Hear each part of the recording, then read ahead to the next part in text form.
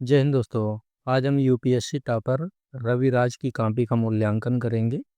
देखेंगे कि ये टॉपर्स जब आंसर राइटिंग करता है तो किन किन बिंदुओं को ध्यान में रखते हुए आंसर राइटिंग करता है, और जब हम आंसर राइटिंग करते हैं तो कहाँ पर गलतियाँ करते हैं। ठीक है, तो इसका बारीकी से मूल्यांकन करते हुए हम लोग कुछ आज नया सीखने का प्रयास करेंगे इस कॉपी से। तो चलिए सेशन को स्टार्ट करते हैं। देखिए, ये कॉपी हमको दृष्टि आईएएस से मिली है। देखते हैं। देखिए, पहला क्वेश्चन है, थोड़ा सा जूम कर लेते हैं। पहला क्वेश्चन है, प्रथम विश्व युद्ध की समवर्ती घटनाएं इजराइल फिलिस्तीन संघर्ष का मूल कारण कैसे हैं, व्याख्या कीजिए। ठीक है, 150 शब्दों में व्याख्या करना है। तो चलिए देखते हैं इंट्रोडक्शन में क्या लिखा गया है। इंट्रोडक्शन में लिखा गया है कि पश्चिम एशिया में प्रचलित है इजराइल फिलिस्तीन संघर्ष का मूल प्रथम विश्व युद्ध के दौरान घटित घटनाओं में देखा जा सकता है। ठीक है, देखा जाता है। तो देखिए, सिंपल वे में जो है इंट्रोडक्शन लिखा गया है। इंट्रोडक्शन को जितना सरल और स्पष्ट शब्दों में आप लिखेंगे उतना ही बेहतर माना जाता है। ठीक है, और किताबी लैंग्वेज में लिखने से बचना है, अपने शब्दों में लिखना है। ठीक है, चलिए आगे देखते हैं मेन बॉडी में क्या लिखा गया है। मेन बॉडी में लिखा गया है कि प्रथम विश्व युद्ध के दौरान हुए 3 समझौते इसके मुख्य कारण हैं। कौन कौन से 3 समझौते? देखिए, बुलेट पॉइंट में जो है तीनों समझौतों का उल्लेख कर दिया गया है। मोहम्मद हुसैन समझौता 1915, बाल्फोर घोषणा 1917, साइक्स पिकाट समझौता 1915। ठीक है, तीनों का जो है पहले बुलेट पॉइंट में उल्लेख कर दिया गया है। उसके बाद इनका जो है नीचे थोड़ा सा जो है डिटेलिंग किया गया है, थोड़ा सा जो है डिस्क्राइब किया गया है। ठीक है, नीचे देखते हैं।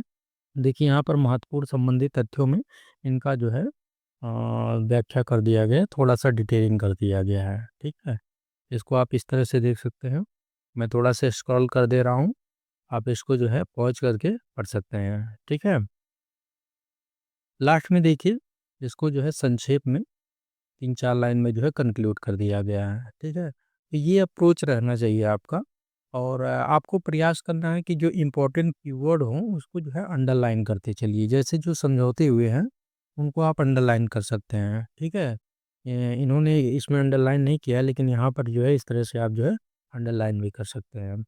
और प्रयास करना है कि आप बुलेट पॉइंट में लिखिए, ज़्यादा पैराग्राफ का प्रयोग मत कीजिए। ठीक है, और एक बात का और ध्यान रखना है कि जैसे कोई पॉइंट यदि आप दे रहे हैं तो उसके आगे आप यदि कोई एग्जांपल वगैरह याद आ रहा है आप, तो उसको आप कोट कर सकते हैं।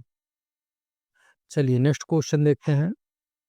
भक्ति आंदोलन ने तात्कालिक भारतीय समाज में व्याप्त जातिगत और लैंगिक मानदंडों को किस सीमा तक चुनौती दी?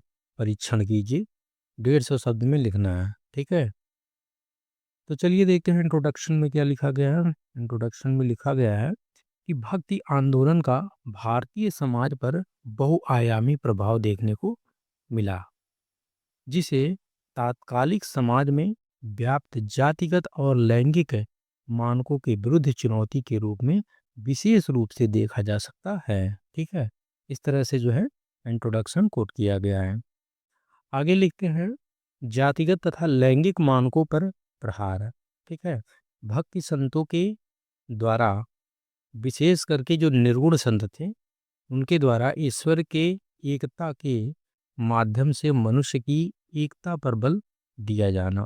ठीक है, तो इस तरह से जो है आप पॉइंट में लिख सकते हैं। ठीक है, और यदि आप डायग्राम वगैरह यूज कर सकते हैं तो डायग्राम वगैरह भी जो है बना सकते हैं। फ्लो चार्ट डायग्राम इसका यूज कर सकते हैं मेन बॉडी में। ठीक है, लास्ट में देखते हैं। लास्ट में जो है कंक्लूड कर दिया गया है 3-4 लाइन में। कंक्लूजन में लिखा गया है कि उपरोक्त कारणों से ही यूरोप में प्रोटेस्टेंट आंदोलन के विपरीत भक्ति आंदोलन का सीमित प्रभाव देखा गया। इसके बावजूद तात्कालीन परिप्रेक्ष्य में इसकी भूमिका सराहनीय रही। ठीक है, इस तरह से जो है 3-4 लाइन में कंक्लूड कर देना है। और कंक्लूजन हमेशा आपका पॉजिटिव वे में रहना चाहिए, निगेटिविटी आपके कंक्लूजन में नहीं दिखाई देना चाहिए। ठीक है, चलिए एक और क्वेश्चन देख लेते हैं। देखिए इसका पीडीएफ आपको लक्ष्य पीसेस टेलीग्राम चैनल पर अपलोड कर दिया जाएगा, जिसका लिंक डिस्क्रिप्शन बॉक्स में दिया गया है। आप वहाँ जा कर के इसको डाउनलोड कर सकते हैं और पूरा कॉपी आप देख सकते हैं, ठीक है। चूँकि पूरा कॉपी यहाँ हम नहीं दिखा सकते हैं, पूरा कॉपी दिखाएँगे तो वीडियो बहुत लंबा हो जाएगा, ठीक है। देखिए क्वेश्चन और देखते हैं, अफ्रीका का विभाजन क्या है? अफ्रीका में उपनिवेशीकरण की प्रक्रिया कैसे शुरू हुई? 150 शब्दों में लिखना है। देखते हैं क्या लिखा गया है। लिखा गया है कि अफ्रीका के अपार संसाधनों की लूट हेतु विभिन्न यूरोपीय शक्तियों के बीच अफ्रीका में उपनिवेशों की स्थापना हेतु 19वीं शताब्दी के उत्तरार्ध में कठोर प्रतिस्पर्धा शुरू हुई। चूंकि उपरोक्त प्रतिस्पर्धा किसी बड़े युद्ध का कारण बन सकता था, फलतः जर्मन चांसलर बिस्मार्क ने 1884 में बर्लिन अफ्रीका कांग्रेस का आयोजन कर अफ्रीका को विभिन्न साम्राज्यवादी शक्तियों के बीच विभाजित कर दिया। इस सम्मेलन में कुल 14 सदस्य थे। यही घटना अफ्रीका का विभाजन के रूप में जानी जाती है, ठीक है। तो अफ्रीका का देखिए यहाँ पर जो है एक मैप बना दिया गया है, और जो शक्तियाँ थी, जो औपनिवेशिक शक्तियाँ थी, और उनका जो क्षेत्र था, जिस तरह से अफ्रीका का विभाजन किया गया था, उसका यहाँ पर जो है उल्लेख कर दिया गया है, मैप बना करके यहाँ पर प्रदर्शित कर दिया गया है। ये एक अच्छा वे माना जाता है आंसर राइटिंग में। आंसर राइटिंग में यदि आप जो है डायग्राम, फ्लो चार्ट और जो है मैप का प्रयोग कर रहे हैं, तो एक जो है इनोवेटिव अप्रोच माना जाता है, ठीक है। तो इस तरह से आप मैप वगैरह भी बना सकते हैं।